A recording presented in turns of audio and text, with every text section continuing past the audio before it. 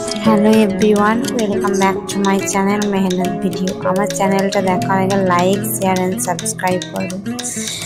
ঈদের শপিং করা হয়নি, তাই আমরা ঈদ জোহর উপলক্ষে গিয়েছিলাম আপনার আসানসোলে মার্কেটিং করতে। দেখুন, এটা বিএন ঘাটি, একটা ফ্রেন্ডের বিয়ে আছে, তাই বেনারসের কালেকশনগুলো দেখছিলাম।